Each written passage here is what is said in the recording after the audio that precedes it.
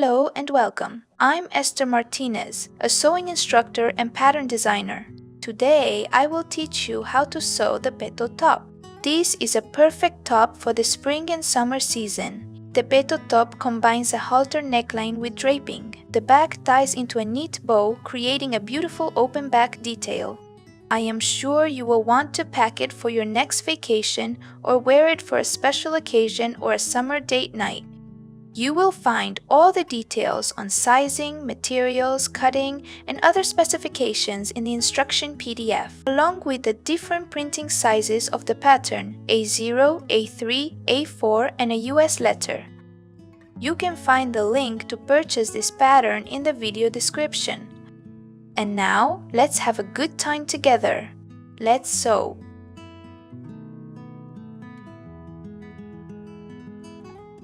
Before we start sewing, we will apply fusible bias tape as a seam stabilizer in the armhole. This seam stabilizer tape will help the armhole hold its shape.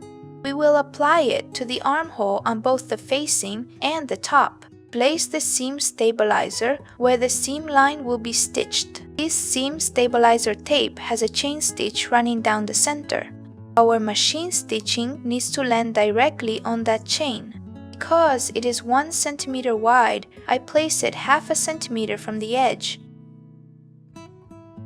I do that because the armhole has a 1 centimeter seam allowance.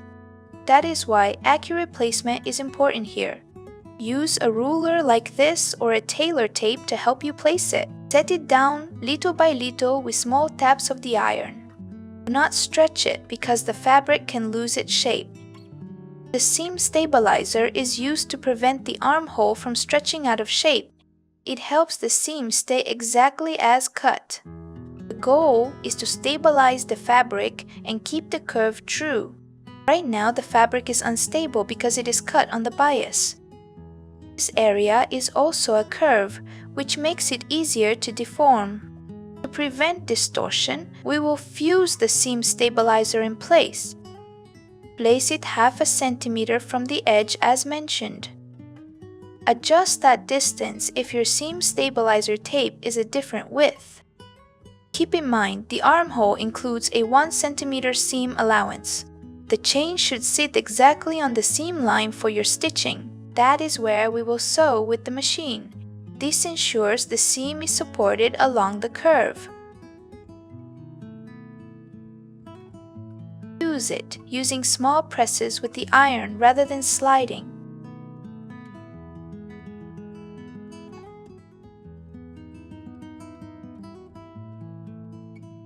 We will start by sewing the 2 ties for the top. I already have the 2 layers placed right sides together. You can see the right side of the fabric on this piece. Stitch 1 centimeter from the edge all the way around the tie. Leave an opening of about 4 centimeters on one straight side. Repeat the same steps for the second tie. The pattern already includes a 1 centimeter seam allowance.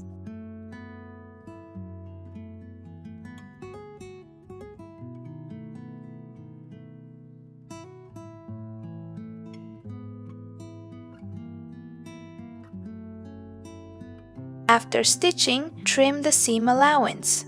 This reduces bulk and helps the corners turn neatly.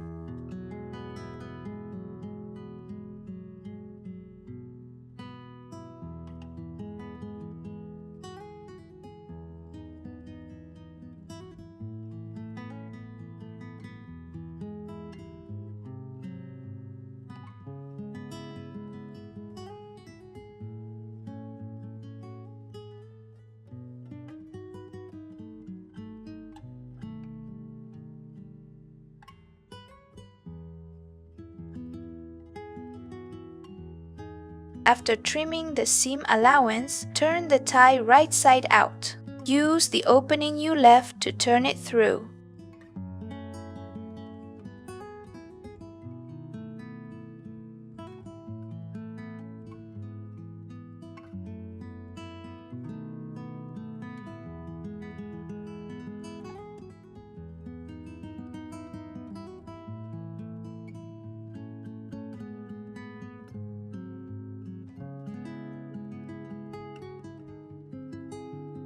To turn the very end cleanly, you may need a little help.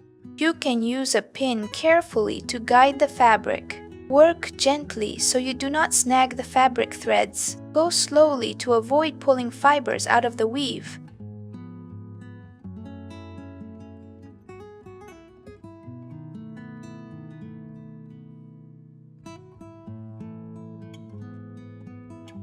Once it is turned, the tie will look like a soft tube. To set the seams neatly, we will hand baste around the tie before pressing. This basting helps the seams sit exactly on the edge. Then we will press the tie so it looks clean and even. Using basting cotton thread, we will sew long stitches while rolling the seams into place. Use long basting stitches and keep the tension gentle. As you stitch, smooth the seam allowance so the edges sit correctly. This basting line will be used only to help with pressing.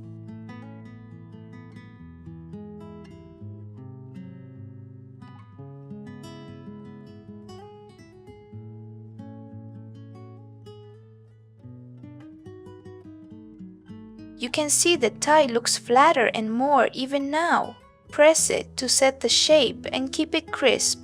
We will not remove the basting until the top is finished. To avoid pressing directly on the fabric, place a cotton cloth on top. Use that pressing cloth while you press the tie.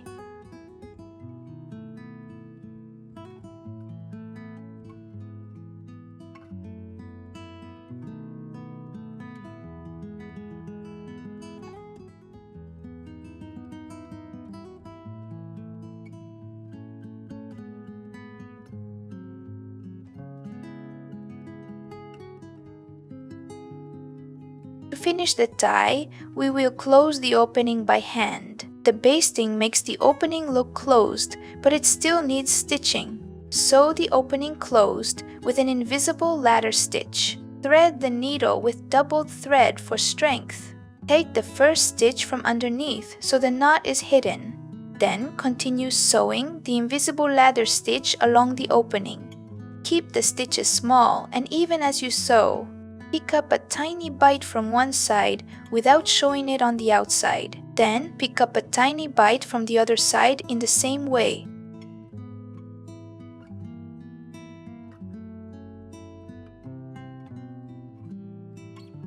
Now we will start assembling the front of the top. This part is simple, but the fabric must be handled gently.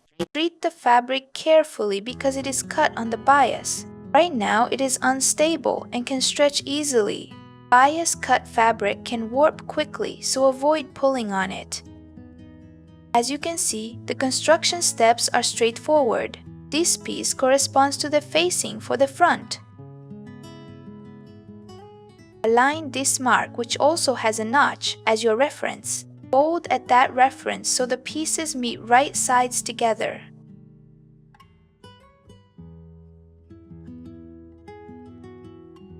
Here you can see the satin fabric on the right side.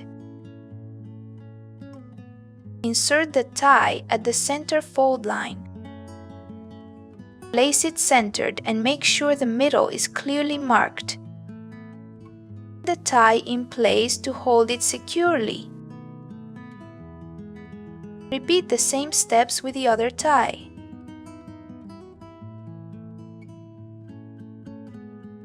Use the notch as your reference and pin it at the halfway point. With both ties pinned, you can see how they sit on the inside. They are positioned facing each other inside the fold.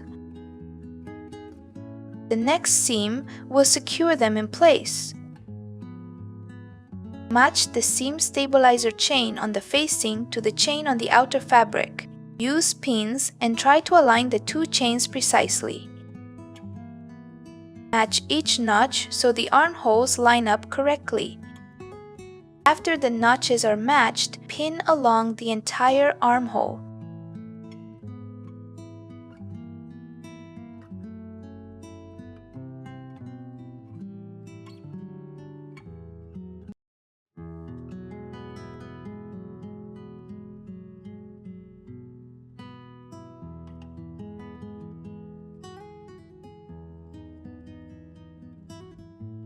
stitch 1 cm from the edge around the armhole. Make sure this seam lands directly on the seam stabilizer chain.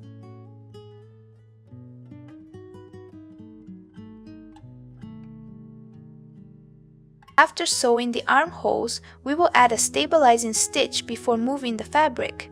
This stitch helps prevent the fabric from stretching as we continue. It keeps the bias cut fabric from warping while you sew.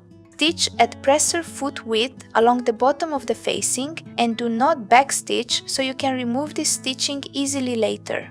Also stitch along the bottom of the front. Be sure not to stretch the fabric while stitching. Let the feed dogs move the fabric without any pulling. Now we will understitch along the armhole area. To understitch, press the seam allowances toward the facing. Then stitch close to the seam on the facing side. This keeps the seam and facing sitting to the inside. The area so the seam stays on the correct side. Use your fingertips to check the seam allowance position underneath. Make sure the seam is directed toward the facing as you sew. You will not be able to sew all the way to the strap area. Stop a few centimeters before reaching that point. End the understitching slightly early on each side. I always keep the fabric flat on the table while sewing. Do not let it hang off the table so it does not stretch. Stitch very close to the edge and do this on both sides.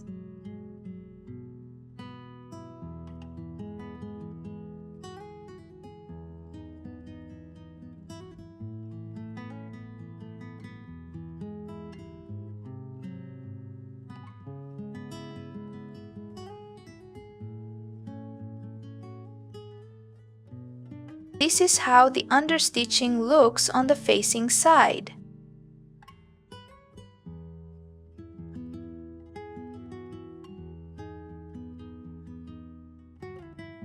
This is how it looks from the inside as well.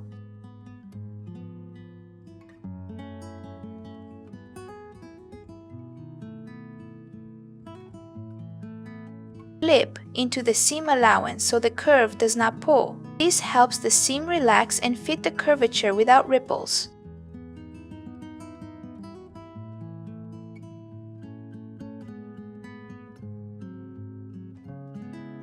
Repeat the same clipping on the other side. Final pressing will flatten the stitching and smooth the shape. Now we are going to sew the back section. Place the facing right side to the back piece right side. Match the ends of the pattern pieces carefully.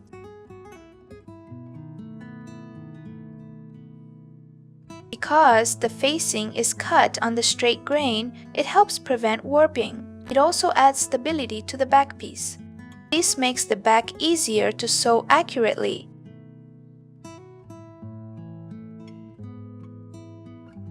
Once the facing is positioned, stitch 1 cm from the edge. Sew along the seam allowance to attach the facing.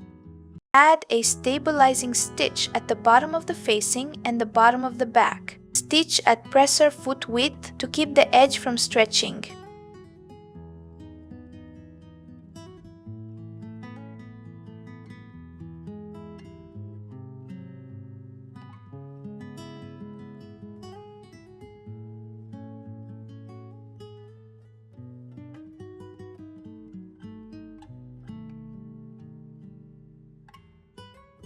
I also understitch the facing the same way as on the front. This keeps the facing flat and prevents it from rolling outward.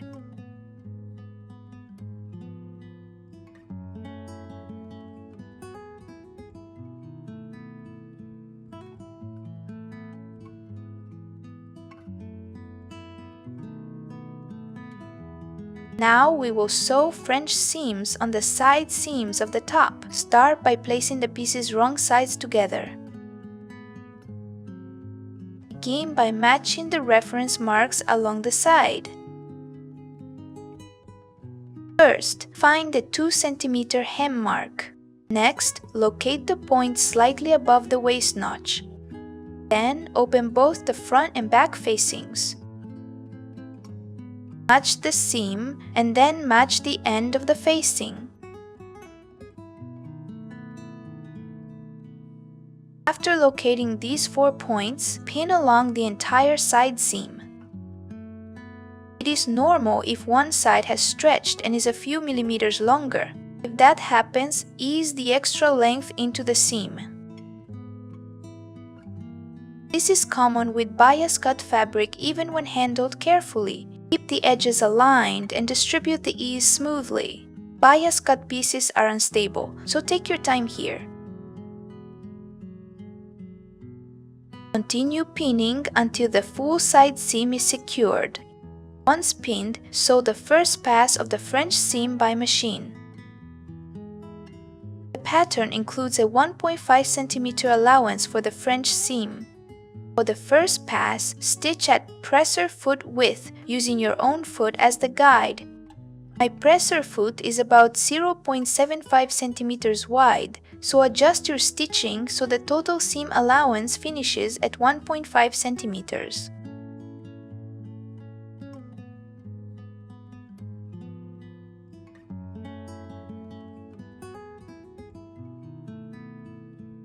After the first seam is sewn, trim the seam allowance. Trim it down to about 2 to 3 millimeters. Leave a very narrow allowance so the seam does not feel bulky. Keeping it small helps the finished French seam lay flat.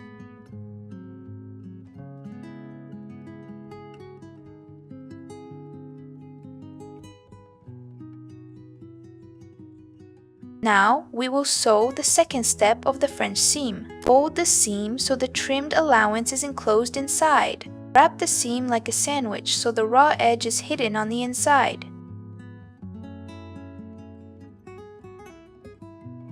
From the wrong side, sew the second seam to enclose the allowance. Use your fingertips to center the first stitching inside the fold. Make sure the fold is even along the entire seam.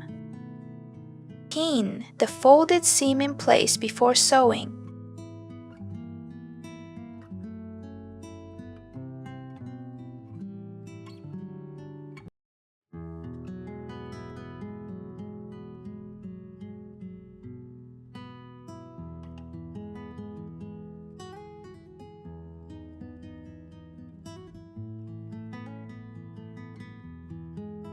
After pinning, stitch again at presser foot width from the fold, the same as your first pass. This second pass encloses the trimmed allowance, so your 2 stitching lines add up to the full 1.5 cm seam allowance.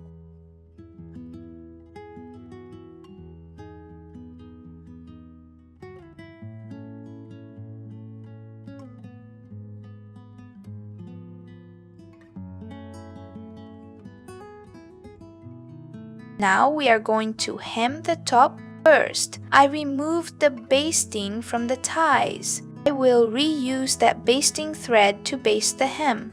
I like to baste hems so they stay perfectly even. Basting helps the hem remain the same size all the way around. Next, I will remove the stitch line at the bottom of the top. I am removing it because that stitch is tight. You do not want the bottom edge to feel tight when wearing it. You want the top to fit the body smoothly. With that stitch in place, the bottom edge stays too restricted. Carefully unpick it so you do not distort the fabric. Its job was to prevent distortion while we assemble the top. Now that we are finishing, we can remove it gently. At this stage, handle the bias edges with extra care. Remove the stitching slowly so the fabric stays in shape. Because we did not backstitch at the beginning or end, it unpicks easily. Pull the thread out carefully and avoid tugging the fabric.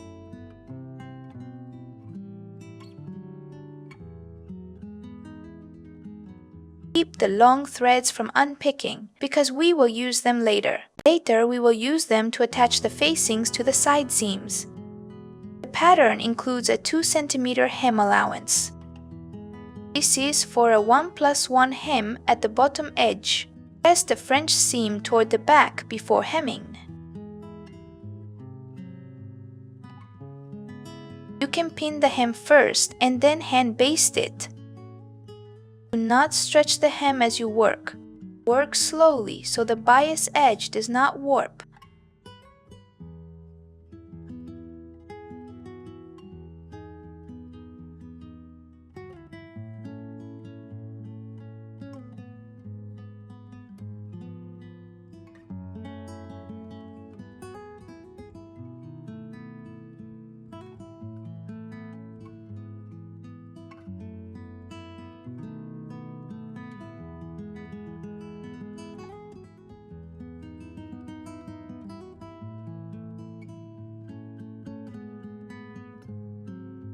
Now we will hem the bottom edge of the facing. Make a very narrow hem of 0.5 plus 0.5 centimeters. On the bottom hem, we removed the stabilizing stitch earlier. That stitch was only there to stabilize the edge during construction. On the facing, we do not want to remove that stabilizing stitch. At the bottom hem, we want the bias to mold to the body. This helps the fabric follow the figure and silhouette. That stabilizing stitch would prevent the bottom from fitting smoothly, so we remove it on the hem, but we keep it on the facing. On the facing, we want the edge to stay the same size. Otherwise, the facing can grow and create unwanted ripples. Those ripples would show as waves under the outer fabric. You want the facing to stay as true to the pattern as possible. For that reason, we will not remove the stabilizing stitch on the facing. We will fold and sew the facing hem with that stitch still in place. That stitch line will guide us while we hem. Because it was sewn at presser foot width, it makes a useful guide.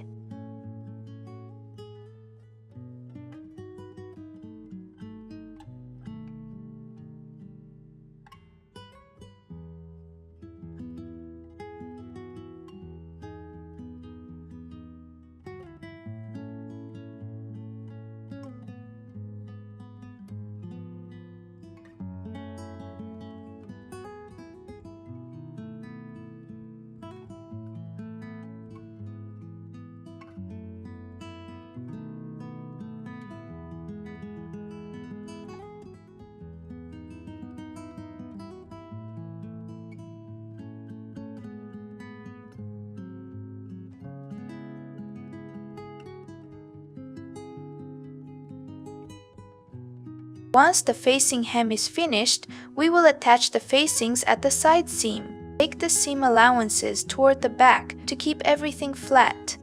Fold along the seam line, which is easy thanks to the understitching. Lay it flat and pin it in place.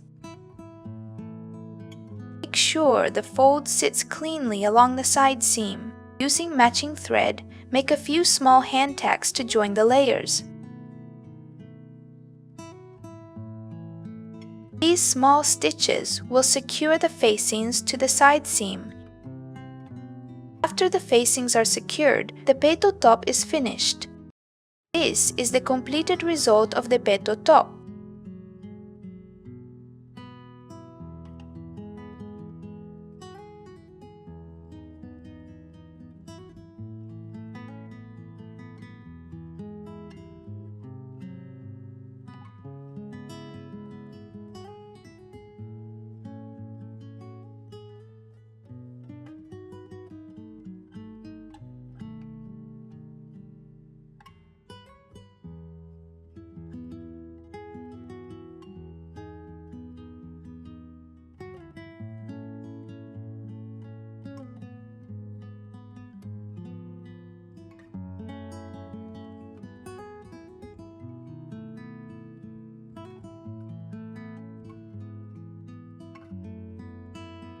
I sincerely hope you enjoyed sewing along with me. I would love to see your finished peito top.